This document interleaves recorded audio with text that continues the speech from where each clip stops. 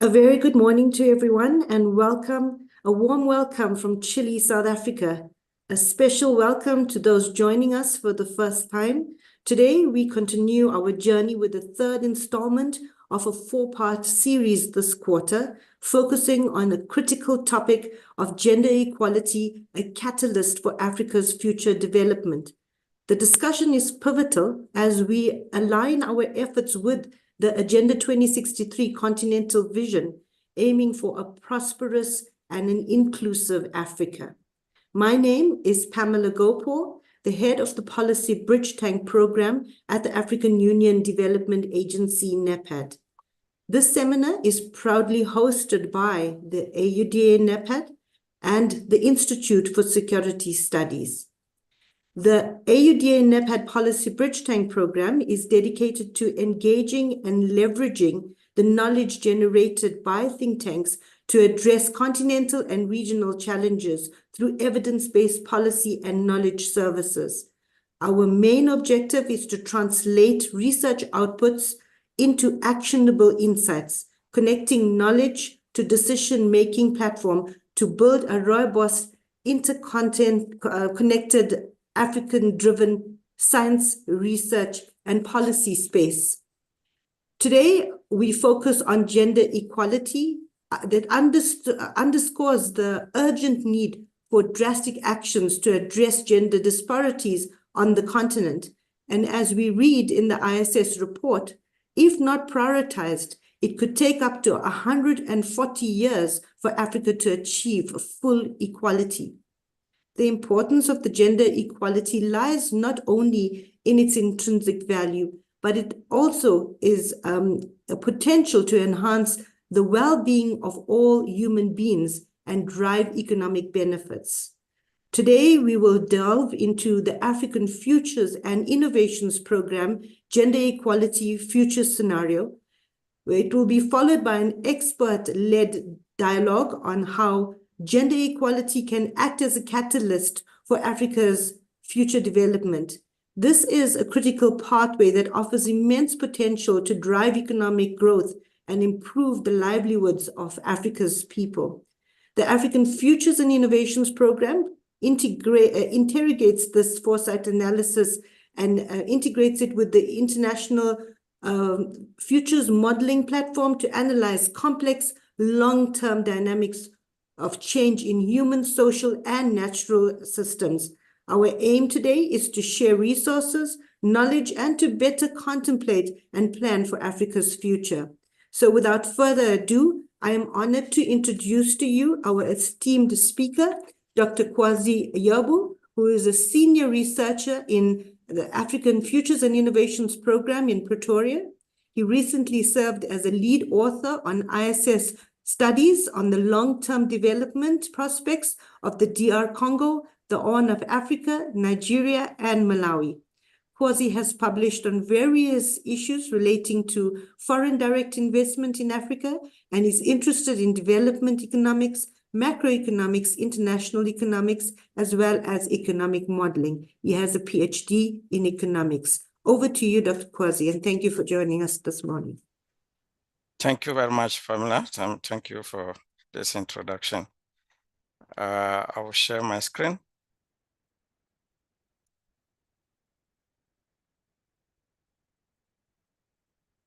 As I said, today my presentation will be, we have two main parts. The first part is to quickly take you through the current state of gender inequalities in Africa and how they will likely evolve going forward in a business, given the current trend to 2043.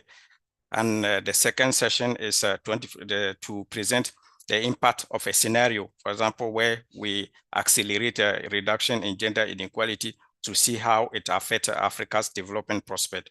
While 2043 marked the end of the third 10-year implementation plan of the agenda, African Union Agenda 2063, the master plan of the Africa we want. My presentation, this is our website, as you can see my screen. In the ISS African Future Innovation Program, we do long-term studies. We forecast the long-term development prospect of all African countries. We do the scenario development in the areas such as demographic, gender, climate change, agriculture, infrastructure, and climate and everything. So to support African countries in their strategy planning, we do all this within the context of the African Union Agenda 2063. So this is our website, and one of my colleagues, we paste the link into the chat function.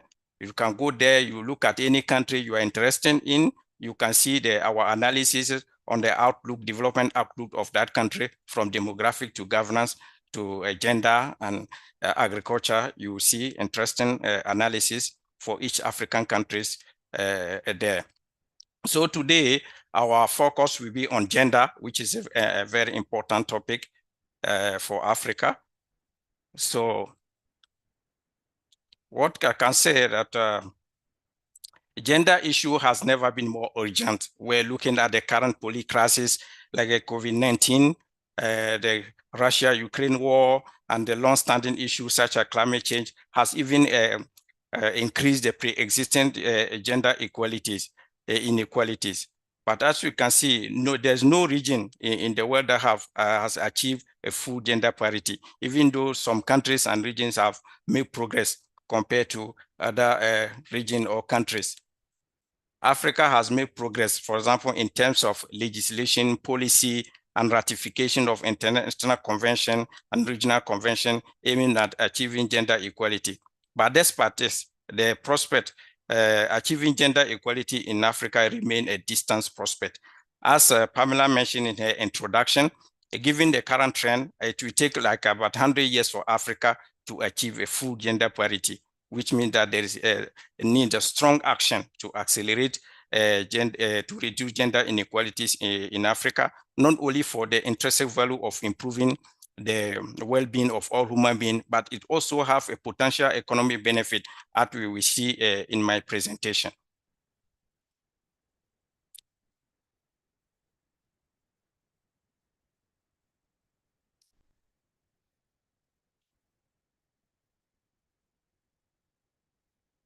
So as you can see here, Africa has made progress. Okay. Here you see the gender gap index per region. As you can see here, 100 means full parity. As I mentioned, no region has achieved a full parity, but some countries are North America, Europe, Latin America, they have made significant progress in achieving gender parity. When we look at Sub-Saharan Africa,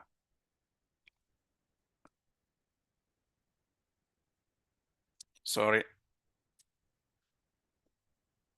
When you look at Sub-Saharan Africa, Sub-Saharan Africa has not reached even 70%, as you can see on the screen. We have still a long way to go. And we see MENA, which include North African countries also, they have 64%. So the area where Africa have made significant progress in achieving gender equality is in education. However, factors such as poverty, cultural norms, and early marriage, and teenage pregnancies and hugely undermine women girls' access to education, which perpetuate gender inequality in education. Here, as you can see, you see gender index, overall gender index in education. When we see North America, which has already achieved a full gender parity in education, Latin America, Europe, but when you look at Sub-Saharan Africa, we are at 85%, meaning that despite the progress, girls in Sub-Saharan Africa compared to other regions has a very disadvantage in terms of access to education. As you can see, 85%, while other region has already achieved reached about 90%. 100% means full gender parity. So that's as progress. We are still, Sub-Saharan Africa is still lag behind in terms of achieving gender parity in education. But for North Africa, which is not clearly shown here, it is including MENA. North Africa has already achieved full gender parity in terms of primary education, secondary education, even the tertiary education. They have more women than men. That gender inequality there is against men in North Africa. Women has a higher educational attainment in North Africa. So progress in achieving gender equality in education in Africa will hinge on progress in sub-Saharan Africa. So in terms of, there's also gender inequality in access to healthcare.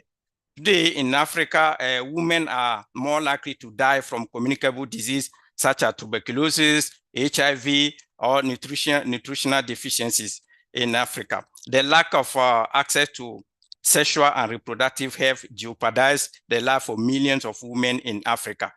When you look at the high level of maternal mortality in Africa, which is also linked to the gender bias in healthcare distribution, as we can see on this chart here. Here we have the trend in maternal mortality in Africa, 2019 and 2043, which is a deep blue. This is the forecast for 2043, and the light blue is the data in 2019. As we can see, for Africa, currently we have about 450 deaths for 100,000 live births. But on the business as usual scenario, given the current trend, it could decline to about 190 by 2043. But look at sub-Saharan Africa, it's about 500 deaths per 100 live births. And on the current path, or in the business as usual scenario, it could decline to about 200 by 2043. But look at North Africa. North Africa has almost achieved the SDG target regarding the reduction of in maternal mortality, which should be less than 70 deaths per 100 live births by 2030. So sub-Saharan Africa accounts for about 70% of global maternal death, which is a link, it's a kind of gender inequality in access to healthcare. Then we also have gender inequality, gender discrimination in the family sphere, such as unpaid domestic work, child marriage. On average, in Africa, women spend about 4 times more time than women on unpaid care and domestic work. It's a situation that limits their time on remunerative activity to increase their income, and which undermine women's economic empowerment. And with the climate change, women, especially in rural area, spend more time in fetching water and firewood and all those things, and also affect girls' the educational attainment, because in rural area and many parts of Africa, girls assist more in unpaid domestic work than boys. So when you look at this chart, this is the female to male ratio of unpaid domestic work, for example, in Africa. For example, when given a 24 hours a day, the share of that, how many hours that women spend on unpaid domestic work compared to men. So when you take the ratio, you see that country where the gender gap in unpaid domestic work is the highest. You have countries like Somalia, generally North African countries, where unpaid domestic work, gender gap in unpaid domestic work is very high. And we have some countries that have made progress in reducing gender gap in unpaid domestic work, countries like Botswana, Seychelles, and Rwanda, and those countries. So we have also child marriage, also which is considered as a form of gender-based violence, which is not shown here. But also when you look at the data, 9 countries out of 10 in Africa are part of the countries with the highest number of child marriage in Africa.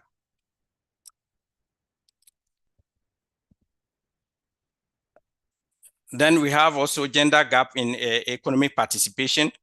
African women have limited access to productive resources such as land, agriculture input, equipment and extension service and market for their produce, which undermine their economic also in empowerment in Africa. And also climate change, as I mentioned, is also exacerbating the situation, because women farmers mostly rely on rain-fed agriculture, and with the climate change affecting rain patterns, it really sometimes lead to crop failures, which affect women income, increasing a gender gap in income, and also undermining women economic empowerment.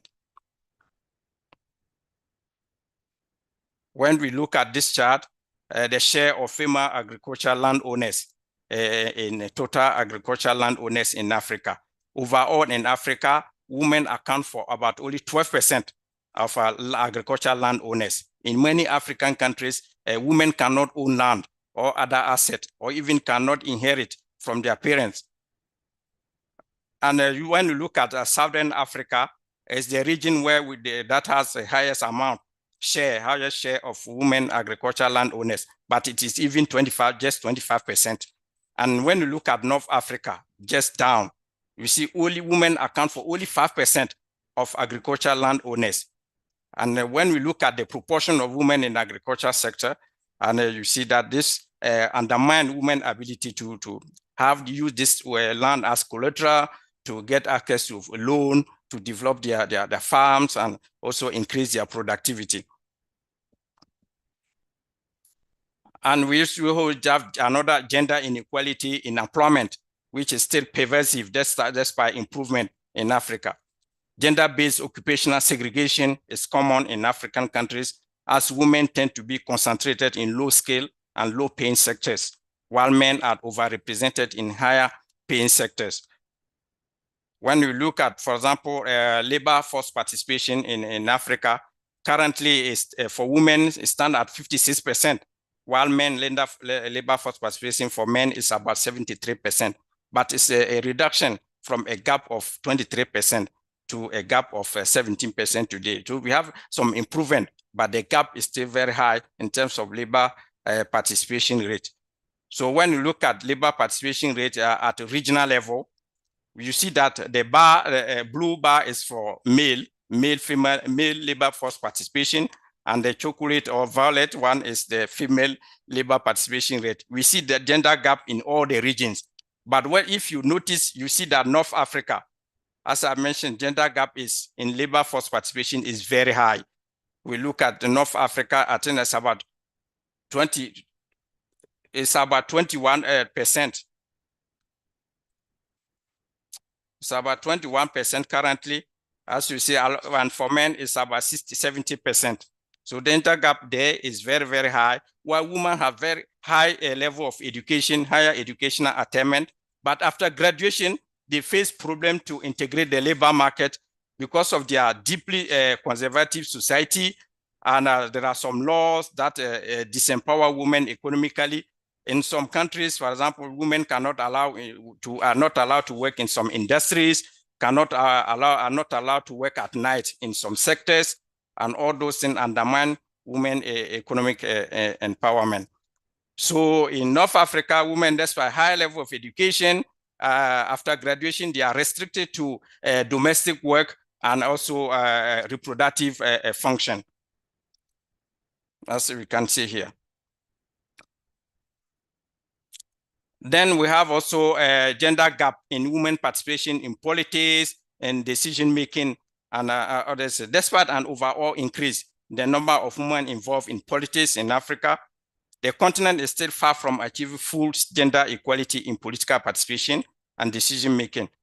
Women account for only 24% of parliamentarians in Africa. As you can see here, per region, overall, women account for only 24% of parliamentarians in Africa, but some regions, the share is high. For example, Horn of Africa, East Africa, and West Africa is lag behind in terms of women share in parliamentarians, as we see 16%. But at country level, you have some countries that have made significant progress, like countries like Rwanda, where women account for 53% of parliamentarians. You have countries such as South Africa, Namibia, and that have made, and Senegal, that are among the top 10 countries where with the highest share of women in parliament. So the participation of women in, for example, in North Africa, there's no woman in terms of having a top executive position, and also in terms of leadership, political party leadership, and taking off of Africa, there's no woman that's leading a political party. I think all those things is due to their deeply conservative society. So there's also gender inequality overall in Africa in political participation. And there are some studies now, evidence showing that women tend to be less corrupt than men. This is a subject of deep dispute, But if just is true, it means that getting more women in government and decision making will mean that resources will be efficiently used to improve economic development. So women, and when women are in government, women have decision power. They tend to focus on social spending like education, health, compared to over military spending, meaning that more women in government and decision-making process will also increase investment in factors such as human capital, and also that is good for long-run economic growth. So after this current overview of the current state of gender inequalities in Africa, we ask a question: what could be the impact of increasing or accelerating reduction in gender inequalities in Africa? Or even what could be the impact of full gender parity on Africa's development prospect? To answer this question, we design scenarios and simulate the impact.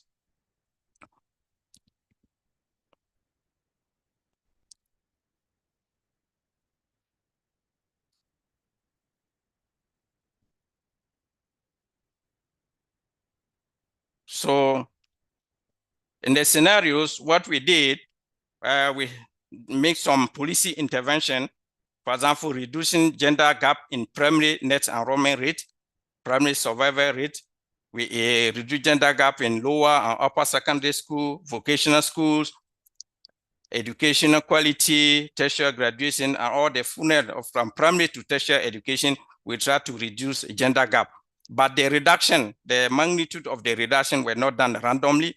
We look at the progress made by other regions at the similar level of development, like Africa countries. Then we apply that progress to each African countries. This modeling were done at country level. Then we aggregated to get the average for Africa. So we did a strong benchmarking to make our intervention. Then also we reduce gender gap in health. At my presentation, I mentioned gender inequality in access to healthcare. So we reduce maternal mortality, increase access to contraception.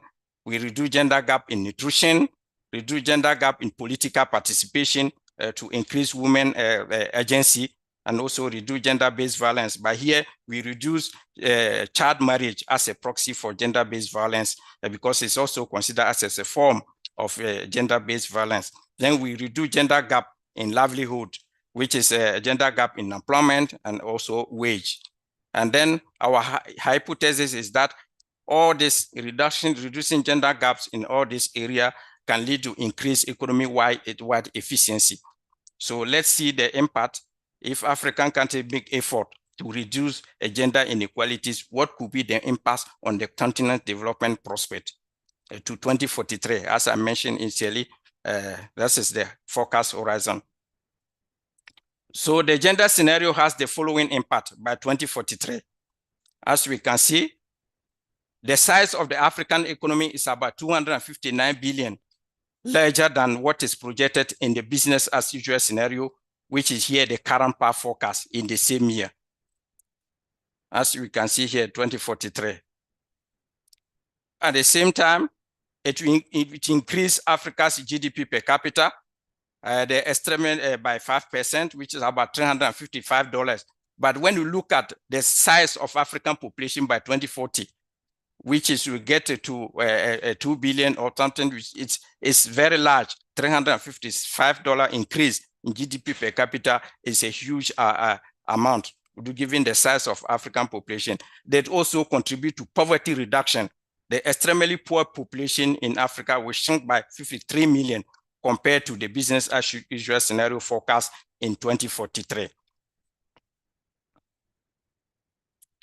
Then we say, okay, what could be the impact of full gender parity? The first scenario, we try to reduce gender inequalities based on the progress done by other countries. We did a strong, strict benchmarking process. But now we say, okay, full gender parity by 2043. It is not realistic, but this is a illustrative scenario to see what could be the impact if eventually Africa is able to achieve full gender parity by 2043 over the next 20 years. We are aware, we are fully acknowledge that this is not realistic. If it is done, full gender parity by 2043, Africa's economy could be 1 trillion larger than the business as usual scenario forecast. The GDP per capita could be about $865 larger than the forecast in the business as usual scenario. And there could be about 80 million fewer poor people in 2043 compared to the base case scenario. So we say that even we could not model all the dimensions of gender inequalities, but the key message here, we want to show that if Africa is able to reduce gender inequalities, it can contribute significantly to improve the continent's development prospect. Africa is lag behind in terms of poverty reduction compared to regions like East Asia, South Asia, and even Latin America. So including using the talent of all its citizens, including women and girls, will certainly contribute to improve human and economic development in Africa and contribute to poverty reduction. That is the key message that our funding is showing here.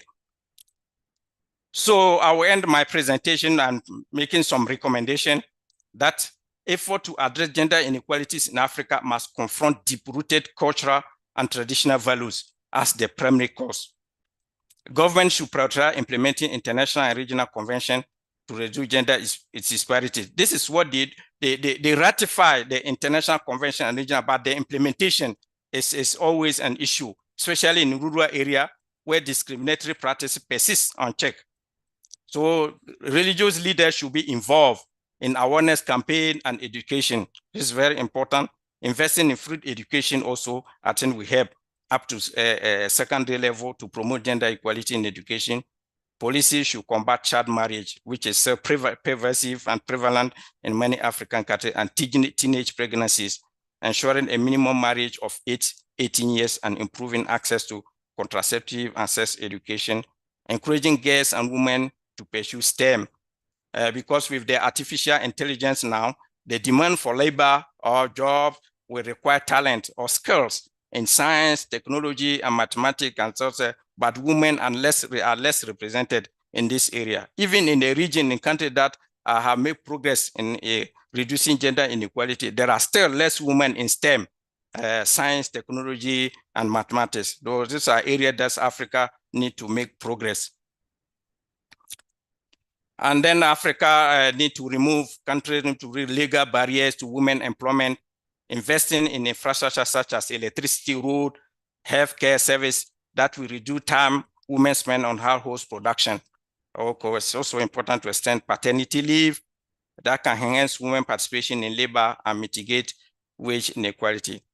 Adopting mandatory quotas for women candidates, gender-responsive electoral process, and mentorship program can boost women political participation. Education on domestic violence and support for victims are critical, alongside legal consequences for perpetrators. By implementing all these measures, we hope that gender inequality in Africa can be significantly reduced, fostering development and prosperity on the continent. I will stop here and thank you for your attention. Great. Thank you, Dr. Kwasi, for that insightful and realistic approach. Just before you leave, there was a question about the data source. I think it's important right from the outset to just amplify that, please.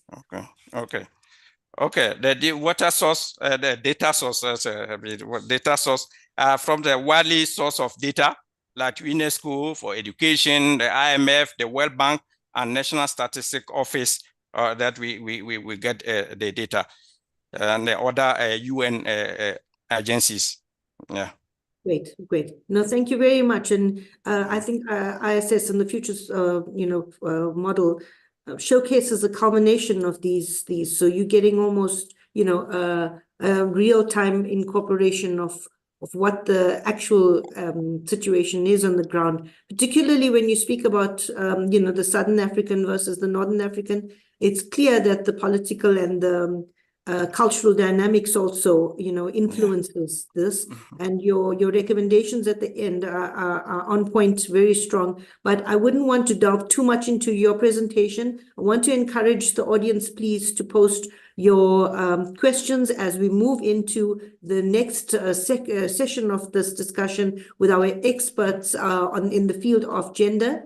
We're going to now move to our first discussant, who is Amy Noel Mbuzu, is Senior Research Consultant at the Institute for Security Studies in Pretoria. She is a migration expert who has worked for 5 years as a senior migration consultant, researching and implementing responses in high flow regions, including Africa, the Middle East, and Asia. She has a thorough understanding of migration drivers and migrant behavior at a time of unprecedented movement, particularly in high risk and fragile environments. So Amy Noel, over to you. Thank you for joining us today. All right, thank you very much, Pamela, and thank you very much, Kwasi, for that presentation. I took about 1 million notes there. That's some really fascinating stuff. As Pamela said, my name is Amy Noel Mbuzu, and I am also a researcher here at the ISS. My bio is actually quite outdated. That was a good reminder that I need to update it. I do focus on migration, but I also focus increasingly on climate change. And those are the two topics that I'm going to try to focus on a little bit in my response. I think that the picture that Kwasi painted with respect to how much we all gain if we do actually achieve gender equality is really, really compelling.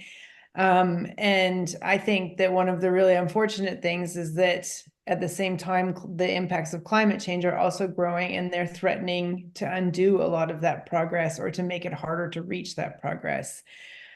Because of all the inequalities that Kwasi described, women and other marginalized gender groups are more vulnerable to all climate shocks and all climate impacts. When we talk about climate change, Kwasi already pointed to this, but we speak of it as a fragility amplifier.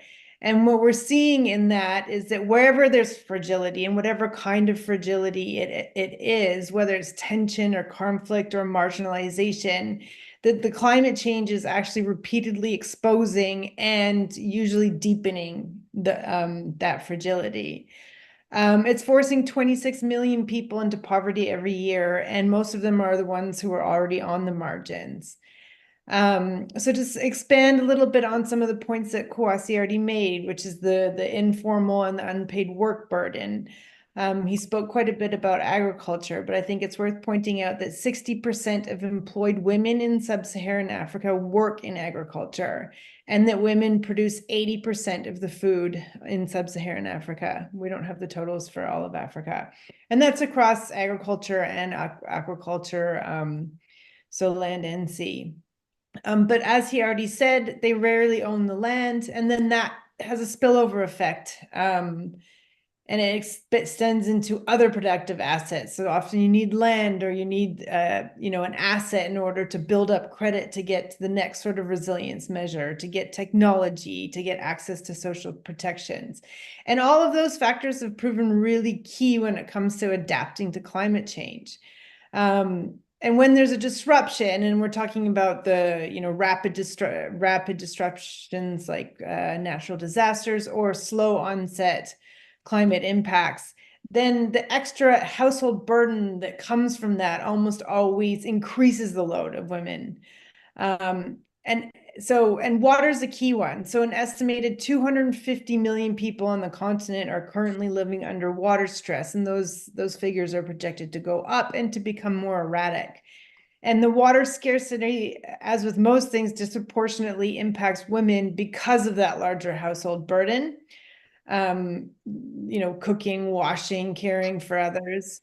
And there's a really crazy, I think, statistic around water, but it is that globally, women and girls spend almost 200 million hours per day collecting water across the planet, which is, I think, is staggering. And of course, then when water scarcity increases, it's the girls and the women who have to travel further to find it. And then, as Kwasi already pointed out, this restricts their access to education or to find work, and it also has really dire safety implications. There's quite a bit of violence that has taken place when you have to travel further to get wood or water.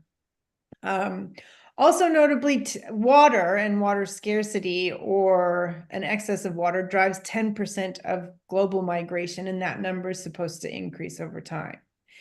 Another staggering fact around climate and women is that in natural disasters or climate disasters, women are 14 times more likely to die than men. And also the injury rates are higher. And they attribute that to their role in taking care of more family members. And gender factors enormously into migration as well. So we are living in a time which we call the feminization of migration. So now we're seeing a record number of women around the world and on the continent who are migrating, and they're doing it independently for work or for family or for education. So the number of female international migrants on the continent increased from 6.2 million total in 1990 to 10.5 million in 2020. So that's quite a bit.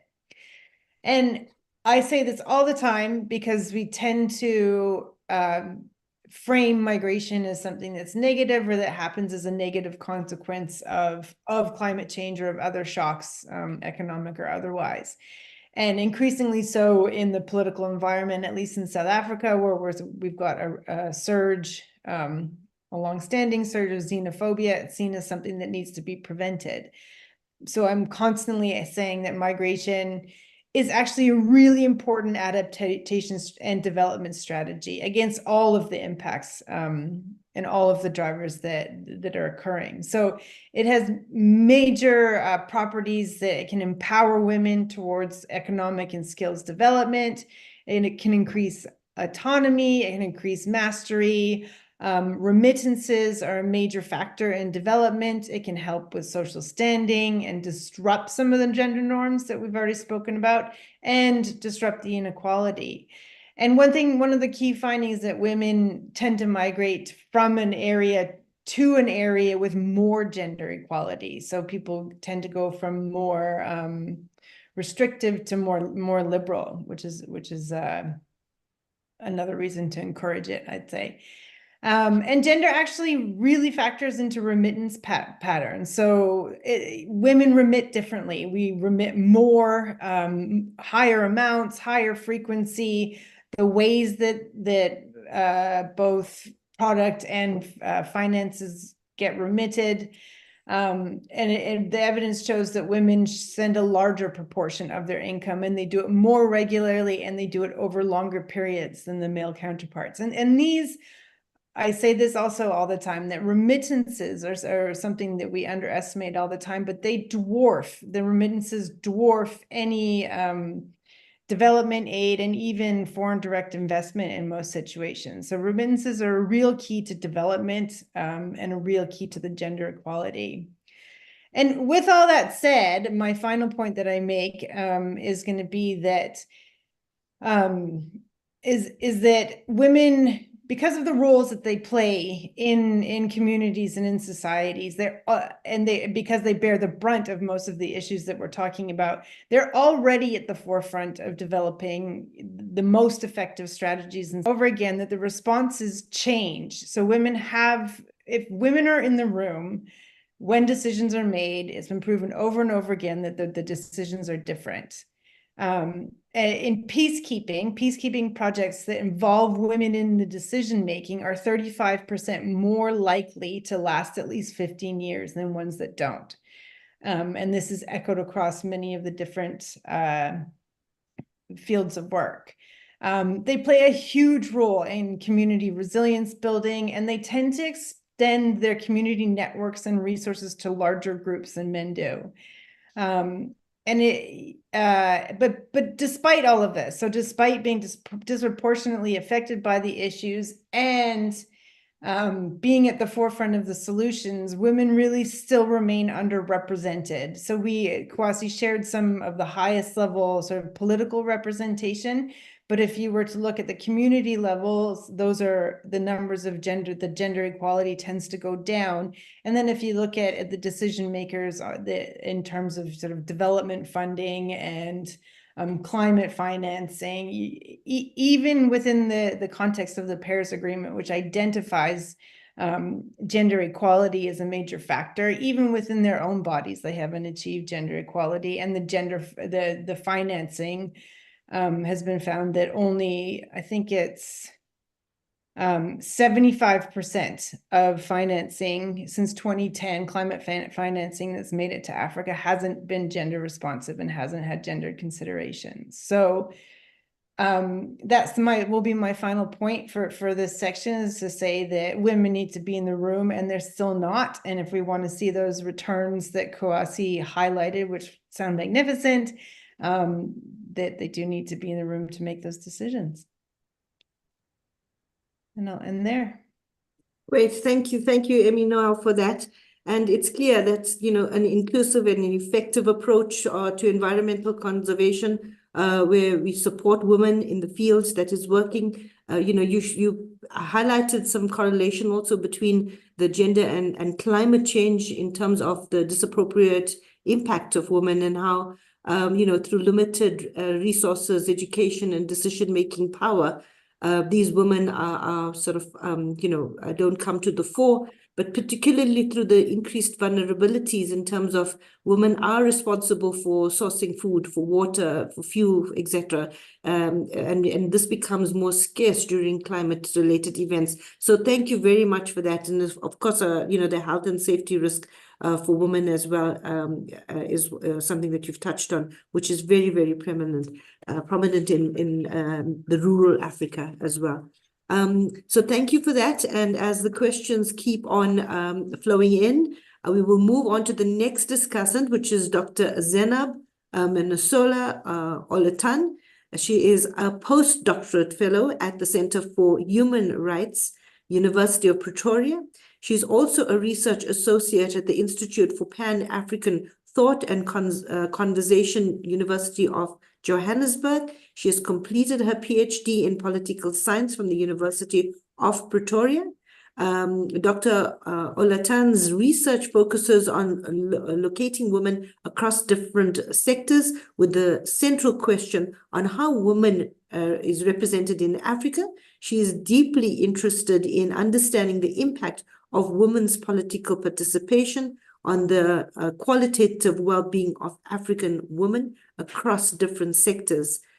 She has published widely journals and book projects, policy briefs on the themes bordering on feminist thought, gender and representation, as well as African indigenous knowledge systems, conflict and peace studies. So over to you, Dr. Zainab, and thank you for joining us today. Thank you so much. Good day, everyone. Like she said, my name is Zainab Menisola Olatan. Thank you so much, Dr. Kwasi, for your presentation. It was very, very uplifting and optimistic. So for my discussion, I will be reflecting on specific themes in the report, while also just drawing out some nuances and untouched angle. Like I said earlier, the scenarios painted are uplifting and they're quite optimistic. However, when we look at what is currently happening, because before we can paint a scenario, we also need to look at the nuances around what is happening on the continent. So what we see is a regression on progress made on women's rights on the continent. So look at Nigeria, for example. Before the 2023 election of Nigeria, we had over 10% of women in both houses of assembly. But now, as at the 2023 election, that number has dropped to 6%. In South Africa had 46.5% of women in its parliament. But after the May election, now we have 45%. So that's a drop of 1.5%. So when we use that data to then draw inferences, what we see is a regression. So instead of like, a progression of this is how we can make gains, and this data are available on the Interparliamentary Union for whoever is interested in looking at that. So just to move forward, this tells us that more work is on our hands than anticipated. So we need to do more work. So I look at women in STEM, for example, which was one of the themes that Dr. Kwasi talked about. There's a gendering of STEM. So it's not because women are not applying for STEM degrees, but even there's a conditioning around the degrees that women can go for at the tertiary level. So you hear things like, don't go for engineering, don't go for very, very intensive degrees, go for nursing, like easy degrees, for example. And the implication of that is there's an underrepresentation of women in STEM. And much more broadly, we look at 4IR, for example, the digital economy, there's a gender digital divide. And what we see when we look at issues, this manifestation, we see issue of deep fake, how women's images are used in AI, for example, we can also argue that that's a manifestation of the underrepresentation of women in 4IR, because when we have much more women working in 4IR, this demeaning deepfake use of women's images would not be happening. And then I also look at women's health, because Dr. Kwasi also discussed how health is an issue. And I want to stress sexual and reproductive health and rights of women. So when we talk about health, we also need to stress the sexual and reproductive rights of women, because what we find is that we still have a long way to go when it comes to issues of obstetric violence, maternal mortality, lack of access to safe abortion. Not all African countries have legalized abortion, and that is the problem, because the lengths that women will go through to access safe abortion is then making them get into worse of situations before they even try to access. So we need African governments to make abortion legal so women can have access to safe abortion. Then we also look at the problem of child marriage. And I want to bring another angle about child marriage, which I would argue that is one of the effects of violent conflict. When we look at northern Nigeria, for example, we see that when we look at the Boko Haram insurgency, when these are terrorists, the insurgents, when they kidnap girls, they are forced into early marriages, or even when they attack a community, the first place they attack are schools. And the corresponding effect is that girls are then left out, they have to drop out of school, and this leads them to going into early marriages. So we look at child marriage as an after effect of violent conflict, which I will then talk about how we need to then build a much more gender responsive peace infrastructure on the continent to address this. And then we look at women's political representation, which you also talked about. I mean, Rwanda is at 61.3%, Senegal at 46%, Namibia 50%, South Africa at 45%. Those are the top guys. However, we still have countries that are below 20%, which is concerning, because we first argued about the need for 30% of women, but now we've changed the argument to 50%. But what we see is that there are only about 12 African countries that have more than 30% of women participating in their political system. So meaning the remaining 33% African countries have either 30% on the dot or less than. So we need to work. And I echo what Dr. Kwasi said about the need for quotas, because quotas are very necessary. When you look at 8 out of the top 12 African countries that have more than 30% of women, they all have quotas. Rwanda has quotas, Senegal has a gender parity rule, South Africa has quotas. So we actually need to advocate for every African country to adopt gender quotas before we can start talking about gender parity in the political system. Then I'll move on to my main point of building a gender responsive infrastructure for peace in a way to then address some of the very problems that women face. For example, when we look at the issue of child marriage that forces girls to marry early. So when we talk about a gender responsive infrastructure for peace, we look at the African peace and security architecture.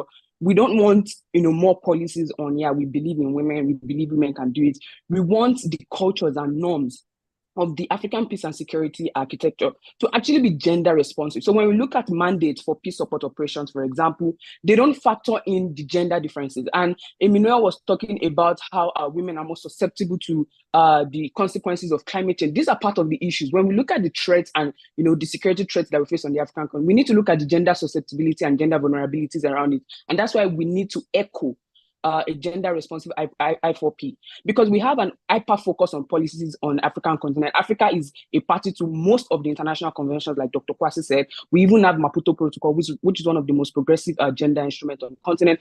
However, when we look at the reality on ground, we have a long way to go. So when we fit the pieces together, like I argue, we need a gender responsive peace infrastructure to ensure sustainable peace, right? Because now we are looking at, looking at Africa's development. There can be no development if there is no peace. And there can be no peace if half of the population is left out of the process for building that peace.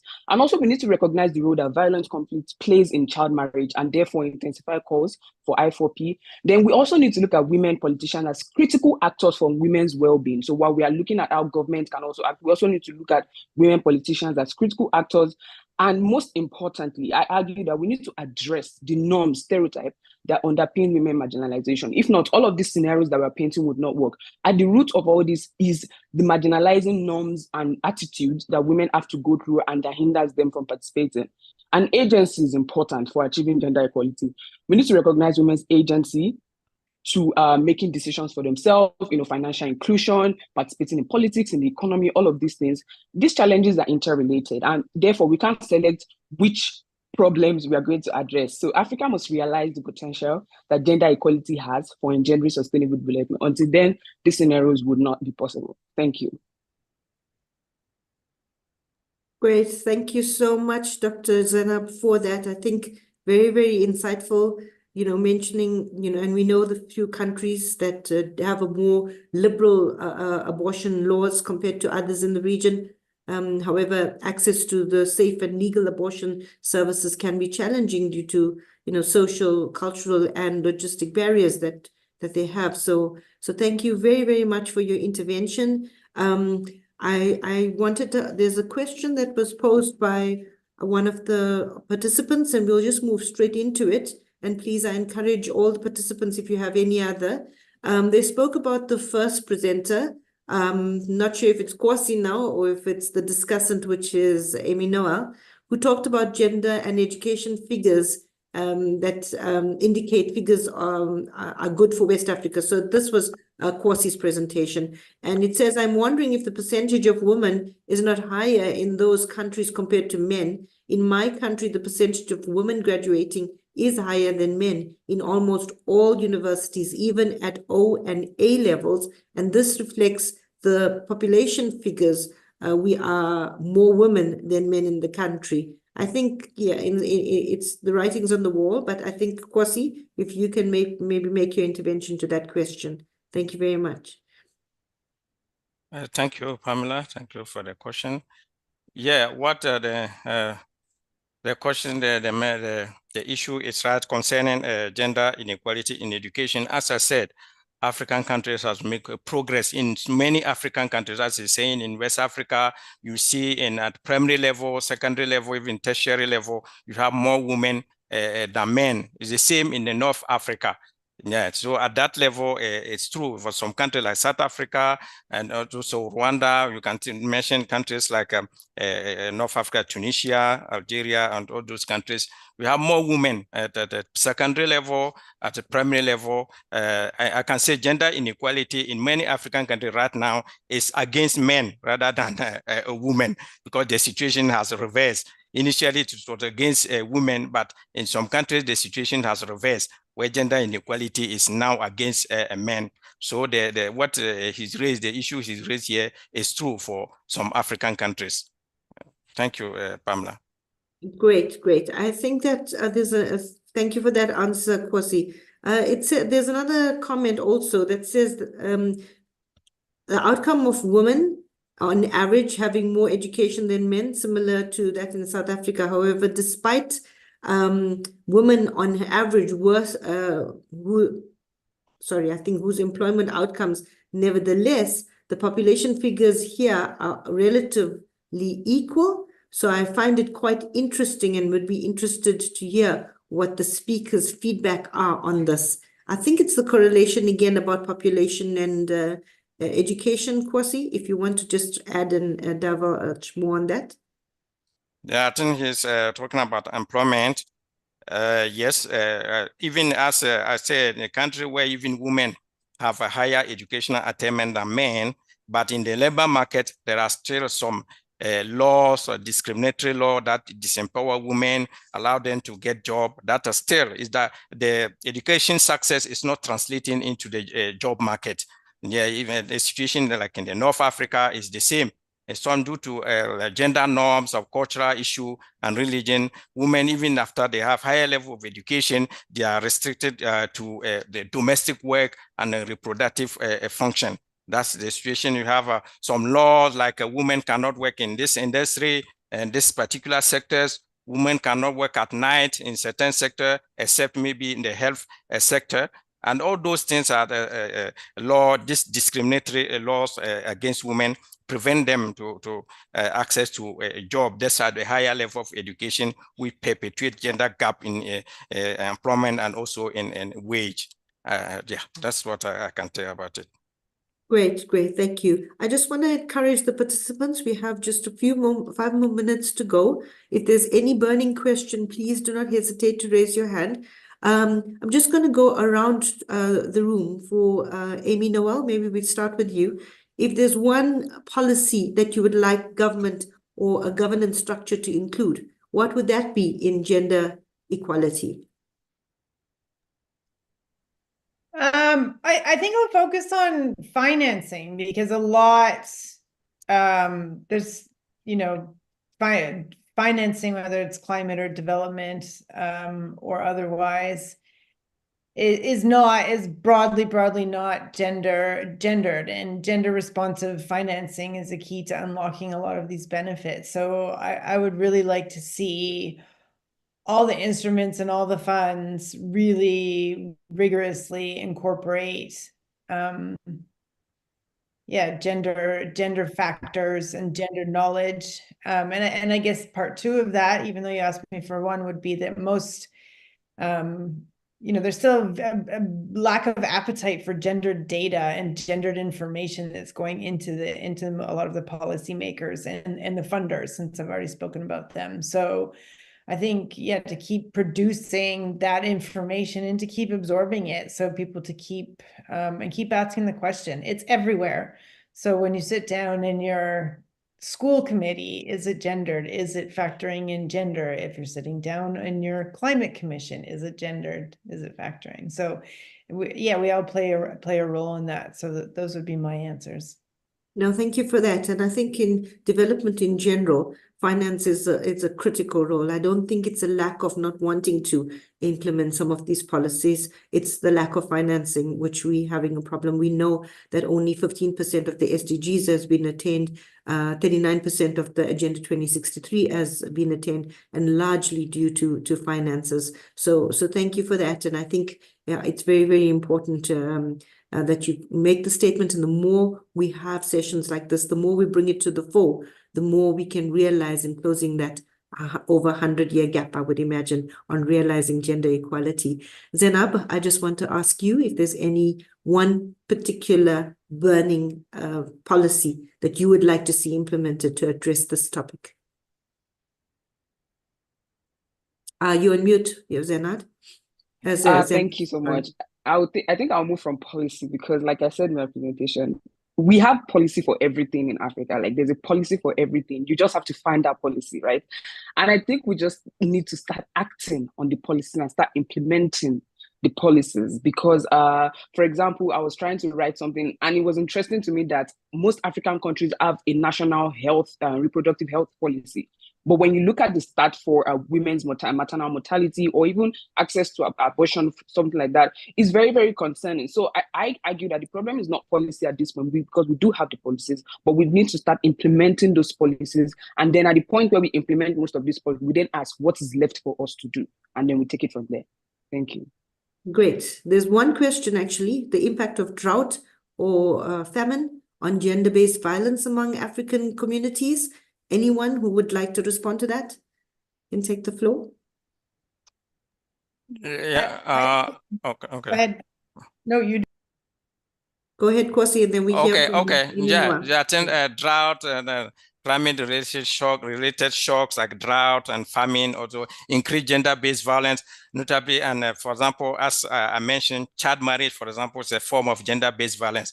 And study has shown that in a country like Ethiopia, Mozambique, and other Malawi, or sometimes when a climate-related shock occur, like a drought, storms, and something, women or sometimes families, poor families, sometimes give their child in hands and in marriage to recover lost access, because when you give your daughters the younger the lady, she can command a higher bride price. So they use it to recover their lost access. So they can be seen as a gender-based violence, because those climate change increase child marriage in some African countries, in some regions. Great, thank you. Noah, you can make a quick intervention. We have just under a minute. It was going to be something similar. I think the point is that whether it is drought or famine, it just exacerbates all of those vulnerabilities, are all of a sudden sort of on steroids, as it were. So all the factors that push gender-based violence, stress, pressure, all of that stuff just grows in those environments. So there's absolutely a correlation that has been, that's been established many years over. Great. Yeah. Thank you. Thank you very much. I want to just encourage all the participants We have been posting on the chat the link in which you can access these reports, this topic in particular. And just to say thank you, if you could please also make sure that you complete the poll. This helps us improve our sessions going forward. So you are kindly asked to just follow up on that. And before we close, I would really like to thank the teams from ISS, from the African Union Development Agency, as well as our expert discussants today, Dr. Kwasi, Amy Noel, as well as Dr. Zanab, for your participation and your contribution to this discussion today. We have certainly learned a lot, and we'll continue to probe in this area to bridge the gap on gender equality. I also want to take this opportunity now to thank our members of the ISS Partnership Forum, the Hans Sneijden Foundation, the European Union, the Open Society Foundation, and the governments of Denmark, Ireland, the Netherlands, Norway, and Sweden, and also not forgetting the funder who actually made this report possible, the Humanity United. We're really grateful for that. And we want to say again to all our participants, thank you very much. Stay tuned. Next week, we will be discussing the African Continental Free Trade Agreement, same time, same place. So we look forward to seeing you, and thank you again for your time. Have a wonderful weekend and stay warm. Thank you.